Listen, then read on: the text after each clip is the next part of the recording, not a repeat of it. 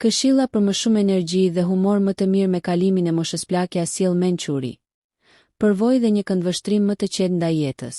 Por së bashku me to, vijnë edhe disa ndryshime që mund t'ju ulin energjinë. Edhe nëse nuk kërceni më me ritmin e dikurshëm, përsëri ka mënyra të thjeshta për të ruajtur gjallërinë dhe mirëqenien.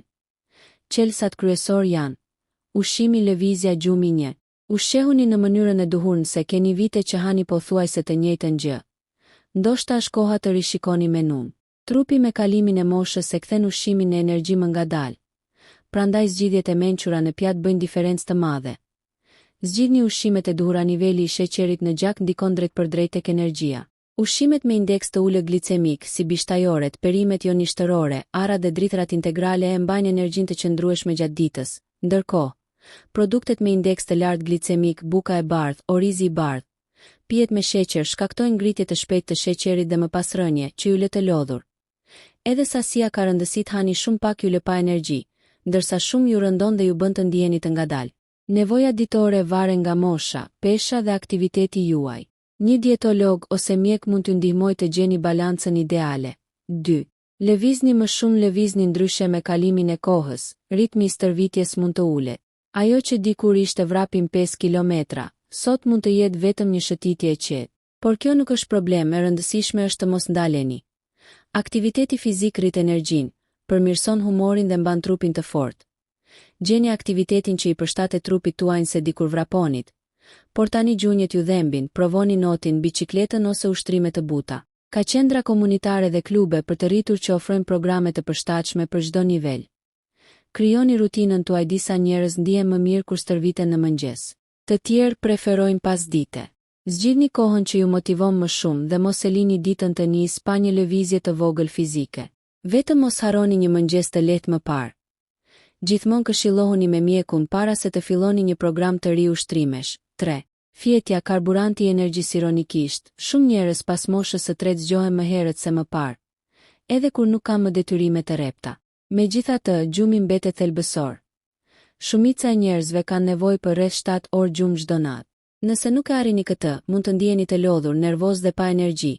Krijoni një ritual të shëndetshëm për gjumin. Shmangni alkoolin para gjumit, ju përgjum pak, por prish cilësinë e gjumit.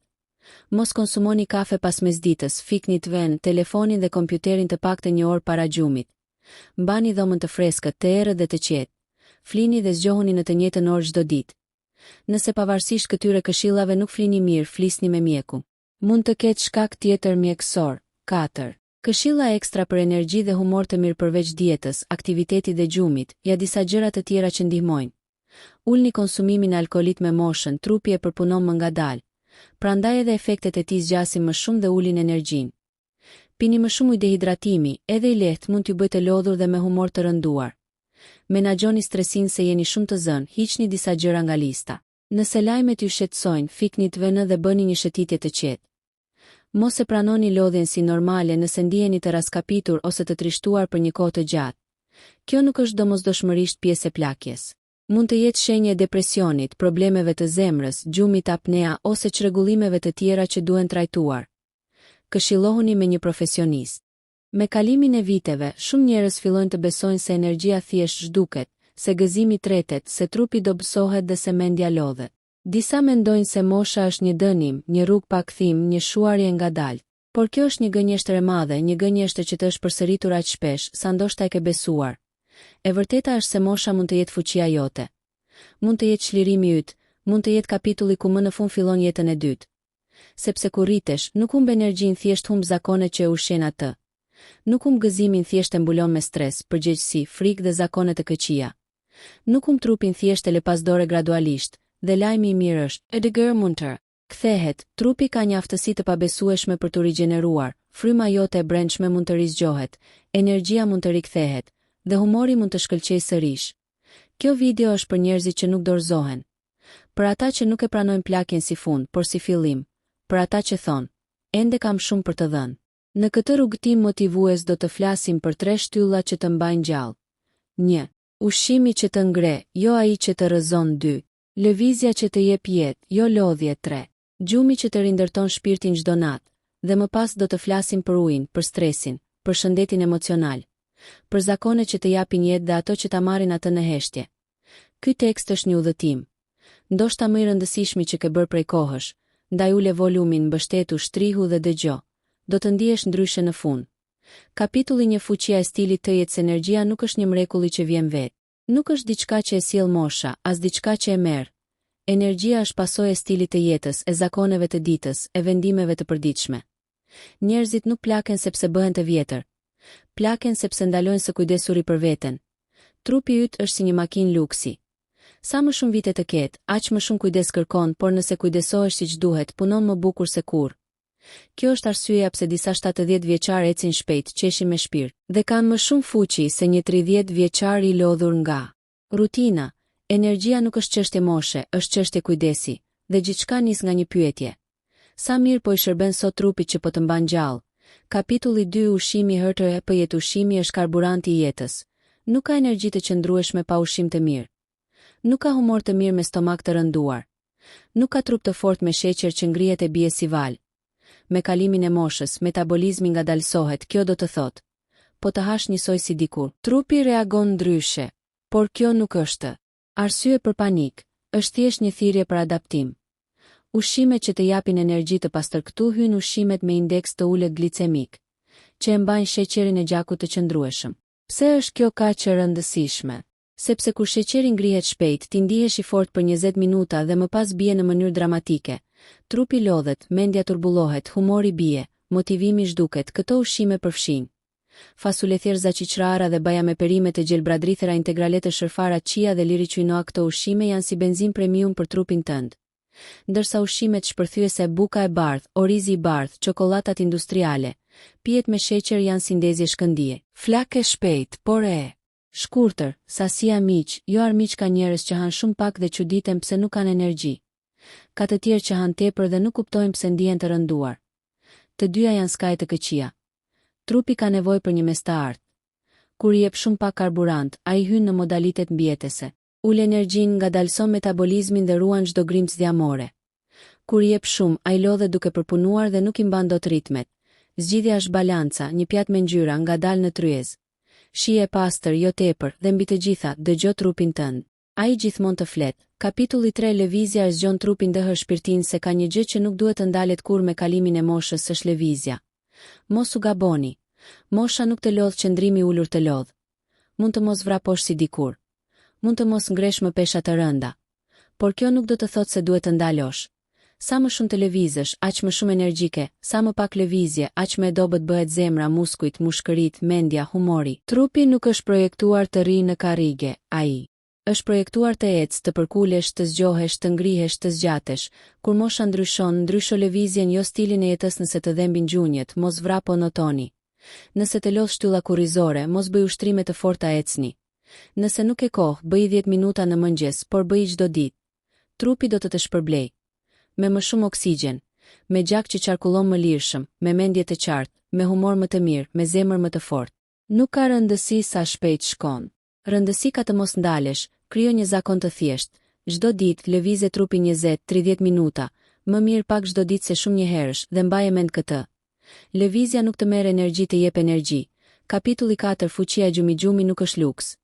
Është themeli i shëndetit. Nëse ushqimi është karburanti, nëse aktiviteti është motori, atëherë gjumi është servisi. Pa gjumë të mirë, gjithçka vuan, humori, energjia, pesha, mendja, shëndeti, fuqia. Shumë njerëz mendojnë se me kalimin e moshës është normale të flen keq, por nuk është normale, është e zakonshme vetëm sepse zakonet tona ndryshojnë. Nëse dëshiron të zgjosh energjinë dhe gëzimin, nis nga gjumi. Rregullat e arta të një gjumi të mirë: mos pini alkool para gjumit. Mos konsumoni kafe pas orës 15. 00. Fikni telefonin të vend dhe ekranet një orë para se të flini. Mbani dhomën të freskët, mbani errësirë të plot. Flini dhe zgjohuni në orar të njëjtë. Nëse nuk flini mirë pas disa javësh provime, flisni me mjeku. Mund të ketë një shkak shëndetësor.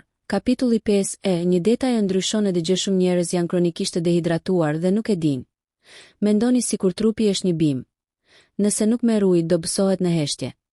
Pak ujë do të thotë lodhje, irritim, dhembje koke, përqendrimi ullit, metabolizëm i ngadalë të lëkurë, tha të dhimbje muskulare, se gjitha nga një gotë më pak në ditë. Pini ujë. Pini shpesh. Pini çdo ditë. Kapitulli 6. Alkooli. Ledhatimi shpejt. Lodhja e thellë. Alkooli me kalimin e moshës qarkullon më ngadalë. Ajo që dikur largonte stresin për momentin, sot e lë të lodhur për më gjatë. Qetësimi shpejt, por as kapitje gjatë. Nuk është se duhet ta hiqni fare, për shumë njerëz një gotë her pas herës bën dëm. Por nëse po kërkoni energji të vërtet, humor më të mirë dhe trup më të fortë, ulja e alkoolit është një nga zgjedhjet e të mençura të jetës. Kapitulli 7. Stresi.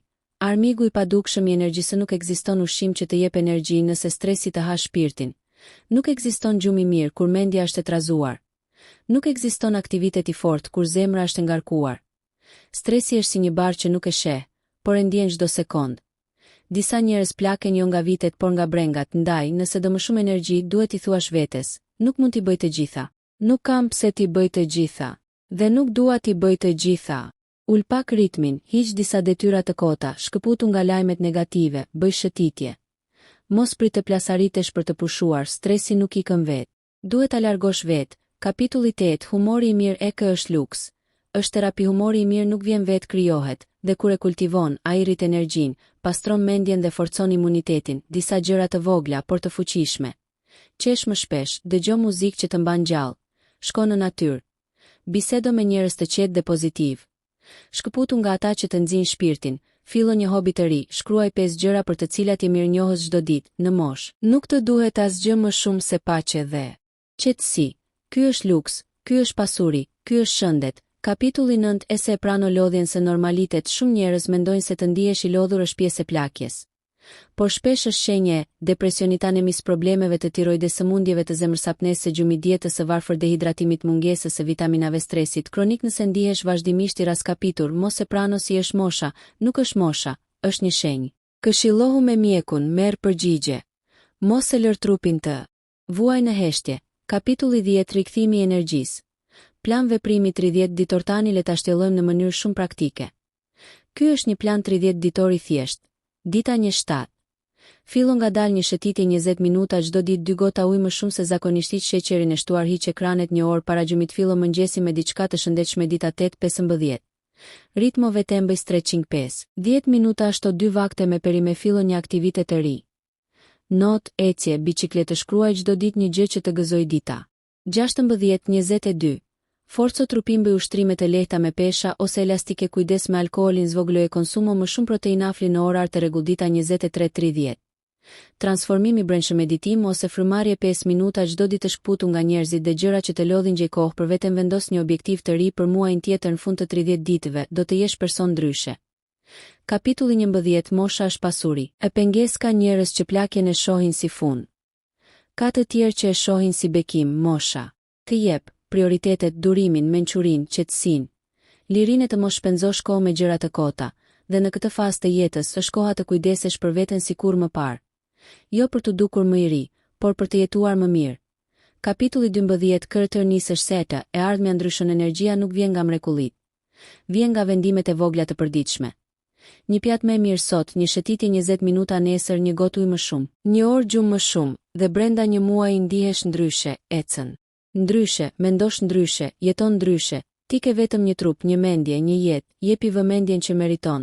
Nuk ka rëndësi sa vjeç je sot, 30, 40, 50, 60, 70. Energjia mund të rikthehet, humori mund të përmirësohet, trupi mund të forcohet, mendja mund të qetësohet. Mos e prano plakjen si fun. Shikoje si kapitullin ku ke më shumë liri se kur. Fillon sot, jo nesër, jo javën tjetër. Sot, bëj hapin e parë, bëj zgjedhjen e parë, bëj lëvizjen e parë, bëj ndryshimin e parë. Jeta jote e re fillon me një vendim të vogël, për kujdesem për veten time. Dhe kur ta bësh këtë, energjia nuk do të vonoj. Humori nuk do të vonoj. Gëzimi nuk do të vonoj. Sepse trupi yt të falënderon gjithmonë. Mjafton ta dëgjosh.